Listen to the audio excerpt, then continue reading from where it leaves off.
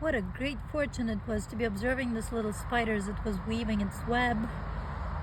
The sunlight was just perfect, the wind was light, depicting that depending on where the spider was weaving from, the pattern of the entire spider web was actually different.